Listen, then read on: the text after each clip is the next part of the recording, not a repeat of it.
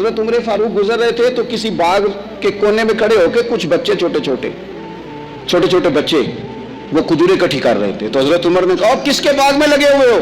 सब बच्चे दौड़ गए। तो हज़रत सनान बिन सलमा फरमाते मैं भी छोटा था, मैं खड़ा हो गया तो मैंने कहा हुजूर हमने तोड़ के नहीं खजूरें खाई, गिरी हुई खाई हैं, और आपको पता है जो रास्ते में गिर जाएं वो उठानी नाजायज़ नहीं होती, तो हुजूर ये गिरी हुई खजूरें खाई हैं।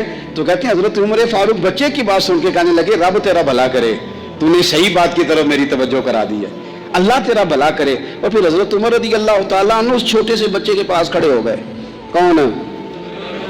इसके पास? नहीं, ख्वाब तो नहीं देख रहे मैं और आप। हुक्मरान वक्त 22 लाख मुरब्बा मील का हुक्मरान बच्चे के पास खड़े हो गए, छोटे बच्चे के पास।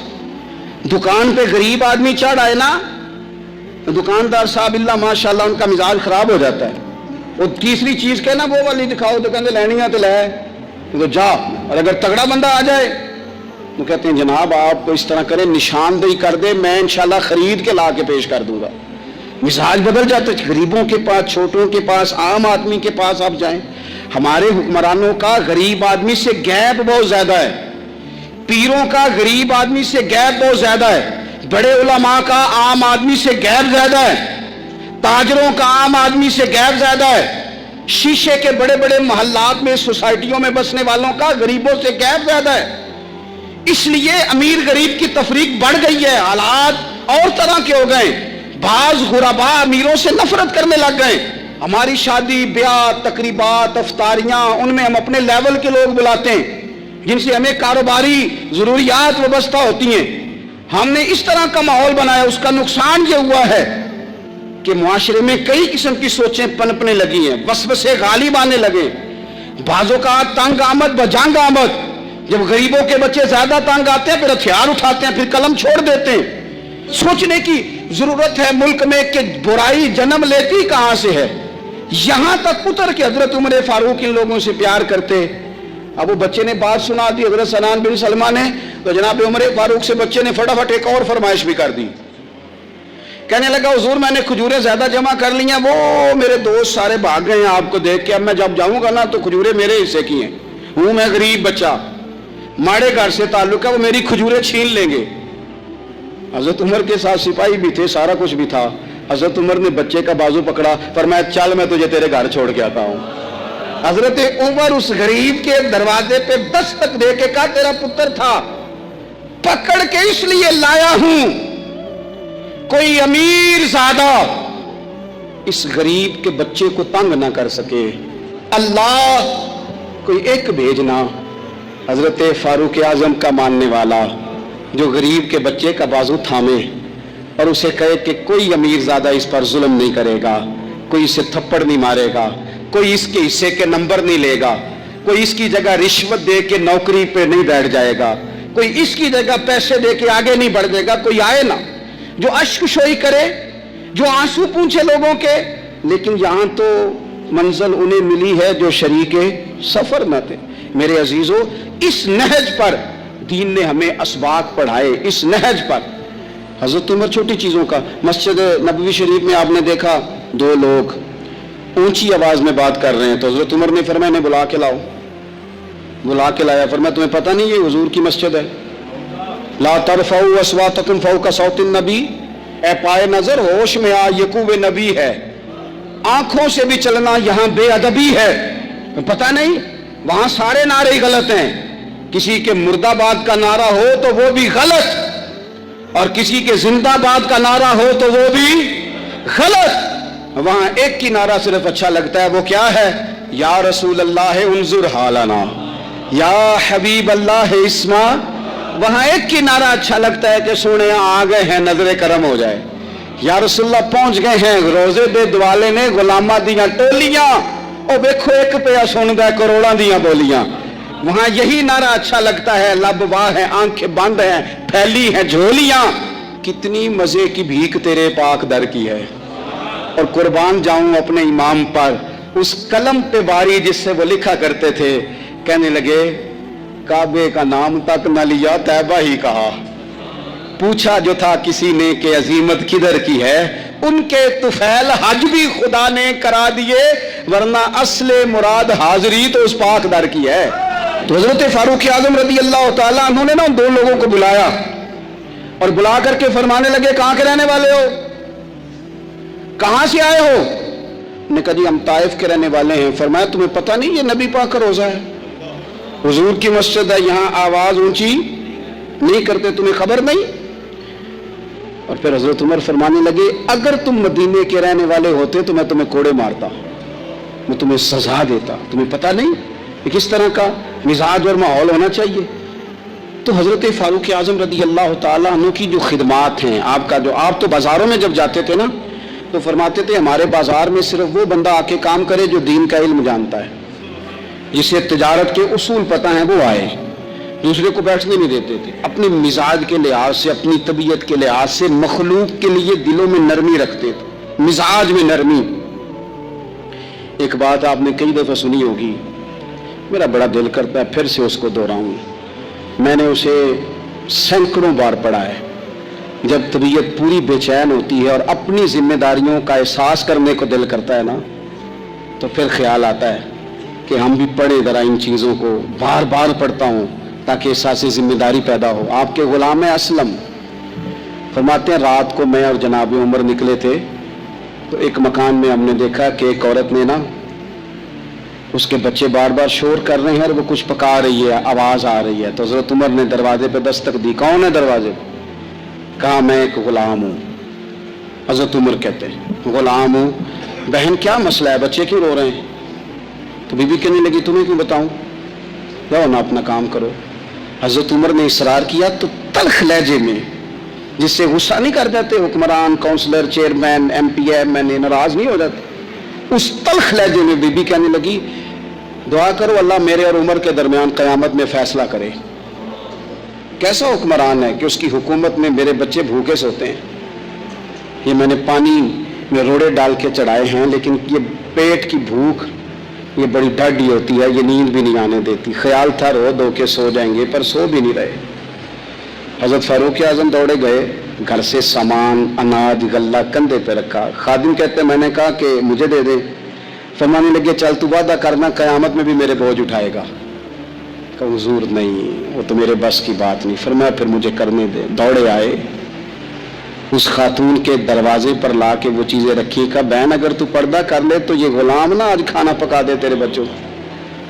پھر وہ گھی چڑھا کے چینی ڈال کے کچھ سامان پکتا تھا وہ کھانا پکایا۔ غلام کہتے ہیں جب پھونکے مارتے تھے تو داڑھی سے دھواں نکلتا تھا، آگ جلاتے تھے دھواں نکلتا، پھر کھانا پکایا، پھر ان بچوں کو کھلایا۔ پھر حضرت عمر فاروق رضی اللہ تعالیٰ عنہ نے تھوڑے پیچھے بیٹھ گئے تو بچوں کے ساتھ اس طرح کی باتیں کرنے لگے کہ وہ ہنس پڑے۔ جناب اسلم کہتے بچے اس بیوہ کے ہنستے تھے، بچے ہنستے تھے اور عمر روتے تھے۔ جب وہ ہنستے تھے تو فاروق روتے تھے۔ پھر وہ بچے آہستہ آہستہ لیٹنے لگے اور جب وہ سونے کی طرف بڑھنے لگے تو حضرت عمر کہنے لگے بہن میں جاؤں؟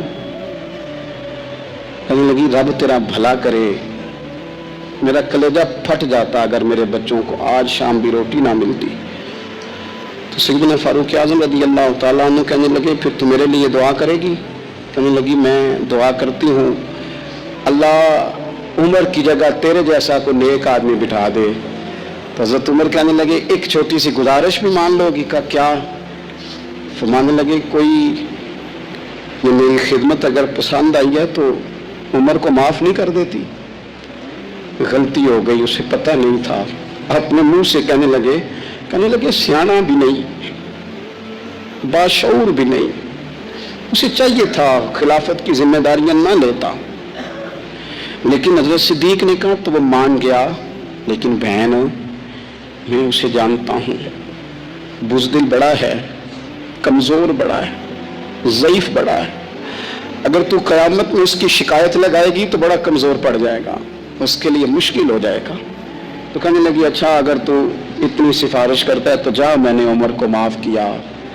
حضرت فاروق اعظم نے چہرے سے کپڑا ہٹایا تو بی بی کہنے لگی اوہو آپ عمر ہیں؟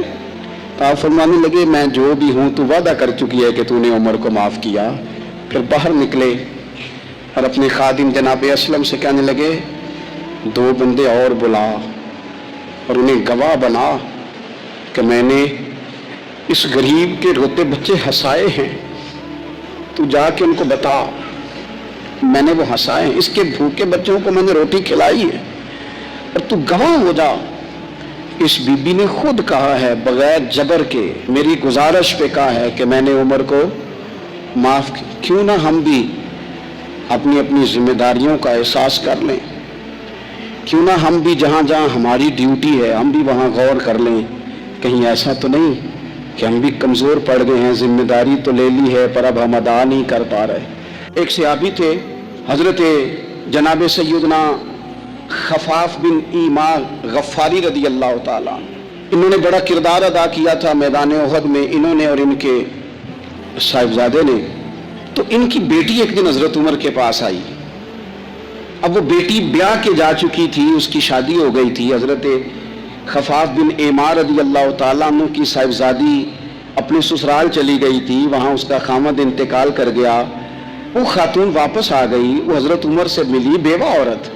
اس بیوہ خاتون نے آ کے یہاں تو میرے بھائی وہ فوجی بیچارے جن کی بیویاں، جن کو ایک تقریب میں تو خوب ایوارڈ دینے کے لیے بلایا جاتا ہے، میں نے یتیمی کا وقت گزارا ہے، مجھے پتہ ہے کہ 2-4 مہینے لوگ آ کے کہتے ہیں کوئی حکم ہوا تو 10 آ جائے، پھر جب 1 سال گزر جاتا ہے تو پھر لوگ کہتے ہیں 4 پر آنے کام کیوں نہیں کر دے۔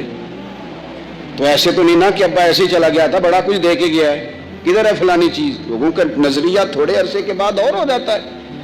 آپ نے بڑے بڑے شہداء کے گھروں میں ایوارڈ تو دیے، کیا کبھی آپ نے پلٹ کر دوبارہ غور کیا کہ ان کے بچے کہاں ہیں، ان کی بیوہ کس حال میں ہے؟ وہ زمانے کی تیز دھوپ اور تیز آندھی کا مقابلہ کیسے کر رہے ہیں؟ بغیر باپ کے جو انسان کو کھلے آسمان تلے وقت گزارنا پڑتا ہے وہ کتنا کو مشکل ہوتا ہے، وہ کس طرح ٹائم گزار رہے ہیں، یہ کبھی سوچا لوگوں نے؟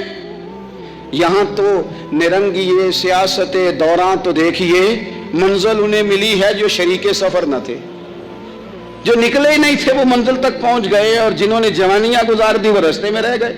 حضرت خفاف بن ایما کی صاحبزادی بیوہ ہو کے آ گئی، بچے ساتھ تھے، سر راہ جناب عمر سے ملی اور مل کے کہنے لگی حضور میں اس صحابی کی بیٹی ہوں جنہوں نے احد والے دن اپنے بیٹے کے ساتھ مل کے محاصرہ کیا تھا، بچے میرے یتیم ہو گئے ہیں، میں بیوہ ہوں۔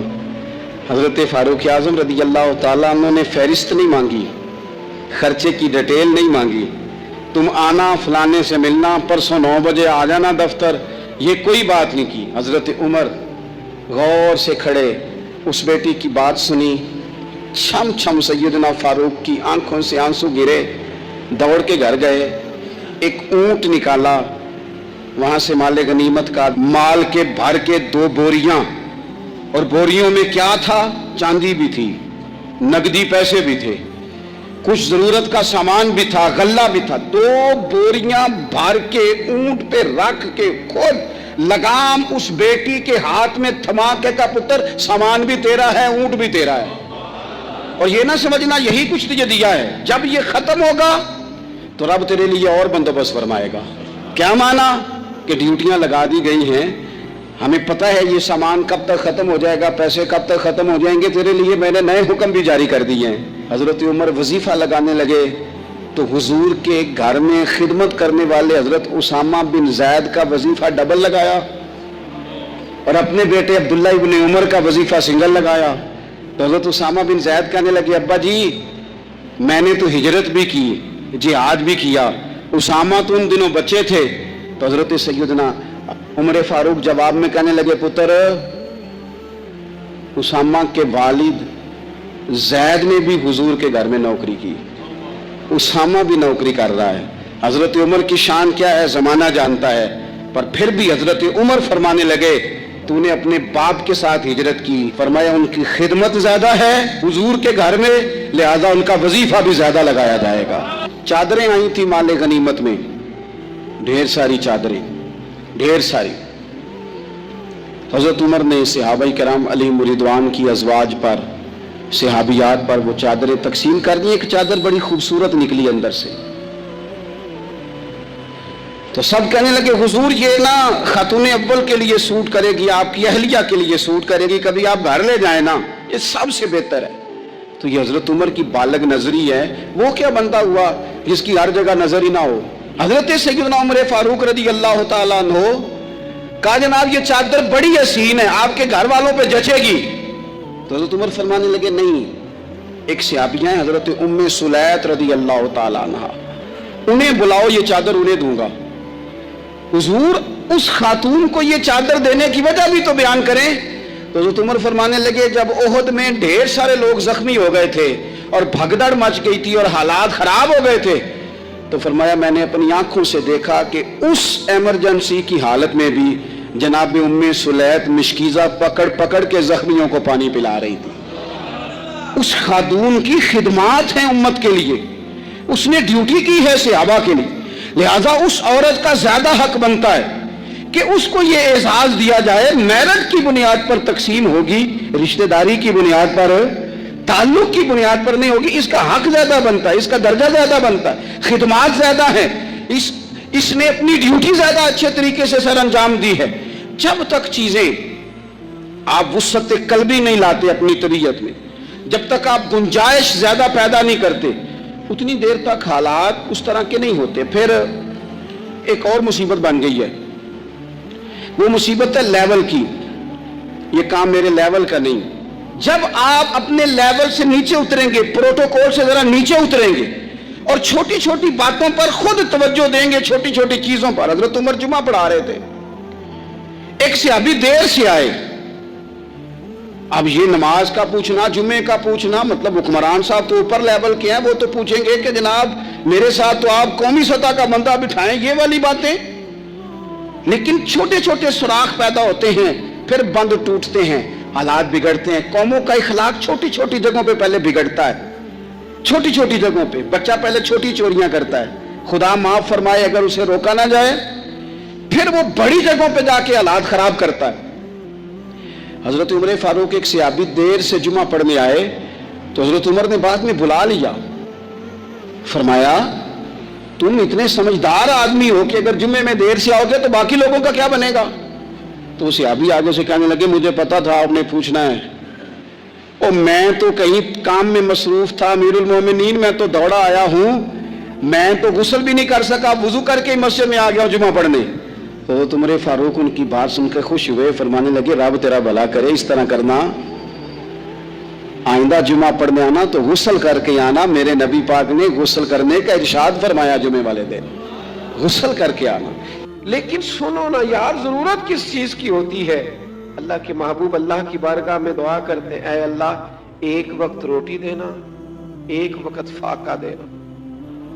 اے اللہ جب تو روٹی دے تو میں تیرا شکر ادا کروں، جس دن تو کھانا دے، رزق دے، اور جس دن فاقہ ہو میں تیری بارگاہ میں التجا کروں۔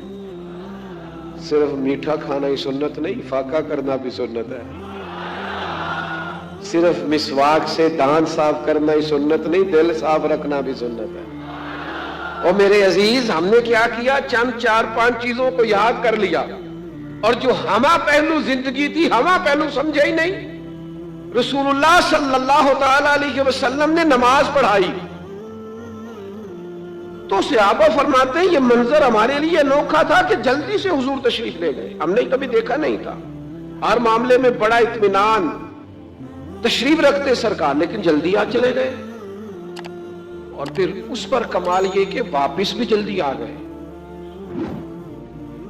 اور کریم اپنے غلاموں کے دلوں کی کیفیات کو سب سے بہتر جاننے والے ہیں۔ حضور جانتے تھے کہ ذہنوں پر سوال ابھر آیا ہے کہ محبوب اتنی جلدی گئے، اتنی جلدی آئے۔ کریم فرمانے لگے تم سوچتے ہو کہ میں کیوں جلدی گیا، میں کیوں جلدی آیا؟ فرمایا کچھ سونا آیا تھا، سارا بانٹ دیا، تھوڑا سا گھر میں پڑا رہ گیا تھا، نماز پڑھی ہے تو یاد آیا ہے، ذرا جلدی سے گیا ہوں، وہ بھی خیرات کر کے آیا جلدی سے۔ نبی کریم علیہ السلام نے گھر میں دولت کو تو جمع ہی نہیں ہونے دیا، تو جمع ہی نہیں ہوئی بھائی، وہ تو جلدی سے بانٹ دی۔ فاقہ سکھایا کیا حضور نے؟ موسم بھی بڑا خوبصورت ہے اور آپ اتنے زیادہ ذوق شوق سے بیٹھے ہیں، اور میں نوجوانوں کے چہروں پر اس قدر زیادہ تازگی دیکھ رہا ہوں، میرا بھی دل کرتا ہے ذرا بڑی بڑی باتیں کروں، ذرا بڑی باتیں کروں، میں دل کی بات کر دوں، کہو تو راز حیات کہہ دوں، حقیقت کائنات کہہ دوں، وہ بات کہہ دوں جو پتھروں کے دلوں کو بھی پاش پاش کر دے۔ سنو نا جوانوں، ہمیں چھوٹا کر دیا گیا، برادری کی، قبیلے کی، ملک کی اور چھوٹی چھوٹی چیزوں میں الجھا دیا گیا ہے۔ بازو تیرا توحید کی قوت سے کبھی ہے، اسلام تیرا دیس ہے، تو مصطفی ہے۔ بڑی بات سکھائی ہے نبی پاک نے اپنی اولاد کو، بڑا حوصلہ، بڑا ظرف، صرف ذات کے لیے نہیں سوچنا، ملت کے لیے سوچنا ہے، عقیدے کے لیے سوچنا ہے، نظریے کے لیے سوچنا ہے، دین کے لیے سوچنا ہے۔ عالمی سوچے نبی پاک نے اپنی اولاد کو دی۔ جوانوں، میرا رب نا بندے کے گمان کے قریب ہوتا ہے۔ حضور فرماتے ہیں تو جیسا گمان کرتا ہے مالک بھی تیرے ساتھ ویسا ہی معاملہ کرتا ہے۔ چھوڑ دے صرف اپنے لیے سوچنا، تو سب کے لیے سوچ، اللہ تجھے توفیق دے گا، سب کے ساتھ خیر کر دے گی۔ تو قومی سوچے پیدا کر، عالمی، ملی، دین کے لیے، جیتوں میں سمتوں میں بند نہ ہو، قید نہ ہو، بڑا حوصلہ، بڑا ظرف۔ یہ دیکھو رسول اللہ صلی اللہ تعالی علیہ وسلم اپنی اولاد کو کیا سبق دیتے ہیں۔ حضور ایک سفر سے واپس آئے، وجود مبارک پر آثار سفر ہے، تھکان ہے، کئی دنوں کا سفر ہے۔ سیدہ طیبہ طاہرہ مخدومہ کائنات، وہ علی کے گھر کی ہے، عزت علی سے سنتے ہیں، وہ نبی کے گھر کی ہے، عزت نبی سے سنتے ہیں، وہ جس نے معزز کیا گھرانے کو، حسین پال کے جس نے دیا زمانے کو۔ سیدہ رضی اللہ تعالی عنہا نے نبی کریم علیہ السلام کا وہ انداز دیکھا کہ حضور کئی دنوں کے بعد تشریف لائے، چہرے پر تھکن ہے، آثار ہے بظاہر۔ سیدہ پاک کی مقدس آنکھوں میں آنسو آ گئے۔ یا رسول اللہ صلی اللہ تعالی علیہ وسلم، آقا آپ دین کے لیے کتنی مشقت کرتے ہیں، کتنی محنت فرماتے ہیں۔ ہمارا یہ حال ہوتا ہے کہ ہمارے بچے ہمارا ایک دکھ بیان کرے تو ہم کہتے ہیں بیٹا تجھے تو ایک کا ہی پتہ ہے نا، میرے پاس تو کتاب ہے۔ جوانوں بڑی بات سنو یار۔ سیدہ پاک عرض کرنے لگی، یا رسول اللہ صلی اللہ تعالی علیہ وسلم آپ اتنی محنت کرتے ہیں، تو قریب نے کیا فرمایا؟ حضور نے سوچوں کا رخ ہی بدل دیا، زاویہ ہی بدل دیا بات کا۔ حضور فرمانے لگے، فاطمہ آپ کے والد کو اللہ نے بڑے مقاصد کے لیے دنیا میں مبعوث فرمایا ہے، بڑے مقاصد کے لیے مبعوث فرمایا ہے، ہم بڑے مقاصد کے لیے آئے ہیں۔ فرمایا کوئی گھر کچا نہ پکا، نہ کوئی جھونپڑی، کوئی جگہ ایسی نہیں بچے گی جہاں اللہ آپ کے دین کے آپ کے والد کے دین کو پہنچا نہیں دے گا۔ پیغام دین ہر جگہ پہنچے گا۔ حضور نے جو سوچیں عطا کی ہیں وہ بڑی عطا کی ہیں۔ هو الذی ارسل رسولہ بالہدی ودین الحق لیظہرہ علی الدین کلہ۔ ہر جگہ دین پھیلے گا، ہر جگہ۔ مسلمانوں نہ گھبراؤ، خدا کی شان باقی ہے، ابھی اسلام زندہ ہے، ابھی قرآن باقی ہے۔ یہ کافر کیا سمجھتے ہیں جو ہم سے روز الجھتے ہیں، ابھی تو کربلا کا آخری میدان باقی ہے، تو انقلاب آنا ہے۔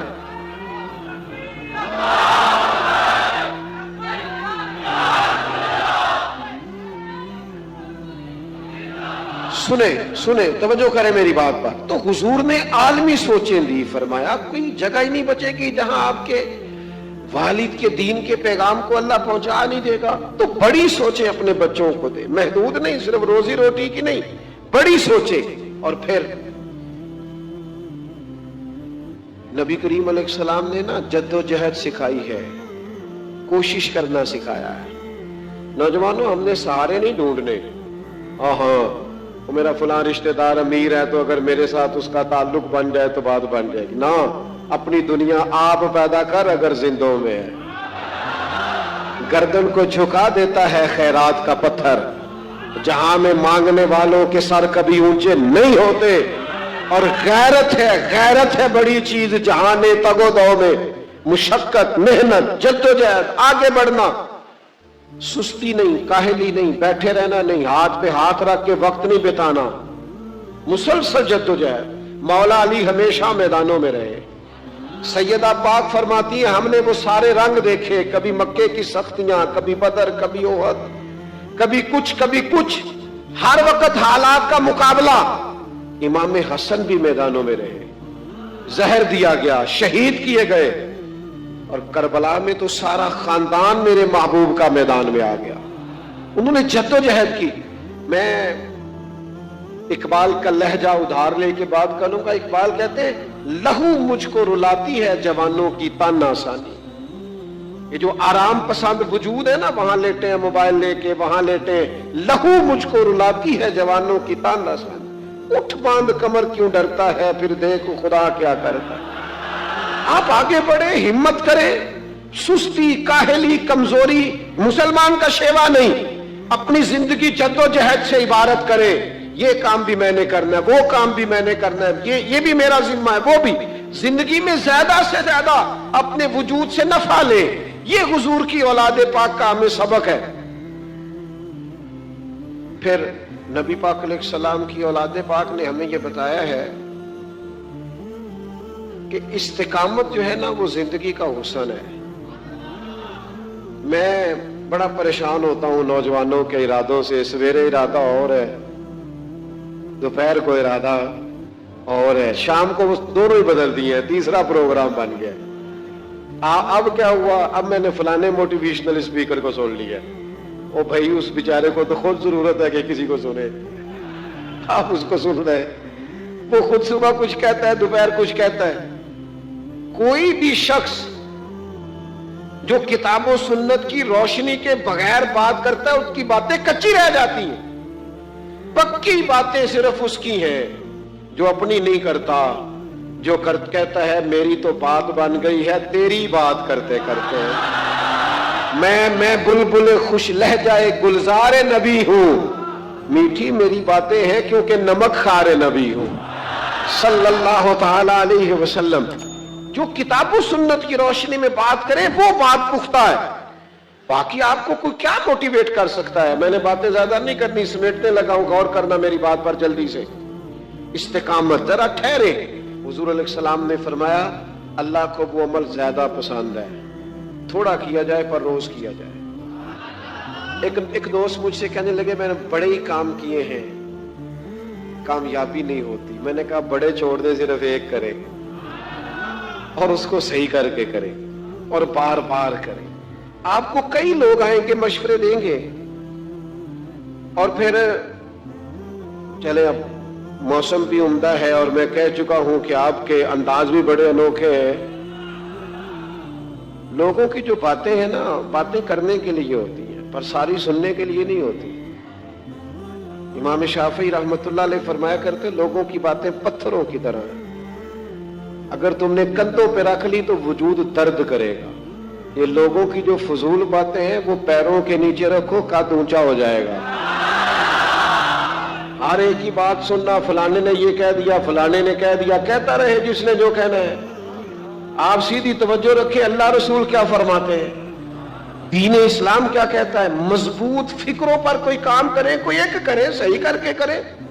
हमारे एक बुजुर्ग थे, वो कहा करते थे भाई आप दीन पढ़ते पढ़ाते हैं, कोई आपको मौलवी साहब कहे तो इस बात को फख्र समझना है क्योंकि हम हैं भाई।